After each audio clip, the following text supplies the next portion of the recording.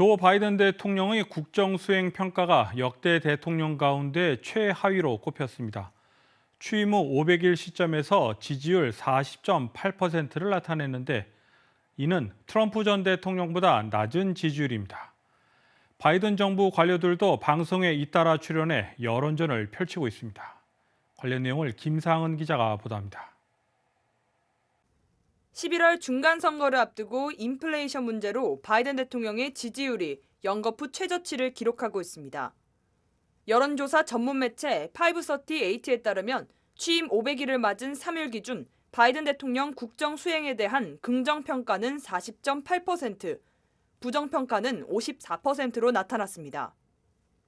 지난해 1월 취임 직후 긍정평가가 54%, 부정평가가 36%였던 것과 비교해 큰 폭으로 하락했습니다.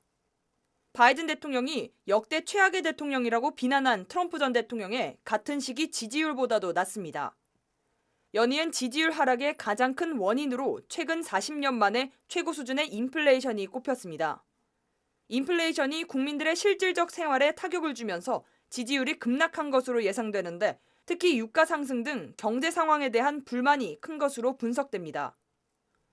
최근 바이든 대통령은 연설에서 휘발유와 식품 가격 상승이 가까운 시일 내로 해결하기가 어렵다고 말하며 총기 사고 대책에 대해서도 공화당의 반대 때문이라고 불만을 호소하기 바빴습니다.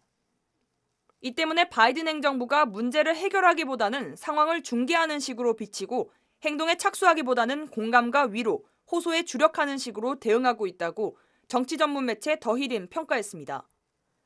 중간선거를 150여일 앞둔 시점에서 지지율이 날로 떨어지자 바이든 정부 관료들도 방송 인터뷰에 나섰습니다. 민주당 내부에서도 위기의식이 고조되자 인플레이션이 코로나에 대응한 정부의 경기 부양책 때문이 아니라 국제적 현상이라는 점을 강조하고 있습니다. KTN 뉴스 김상은입니다.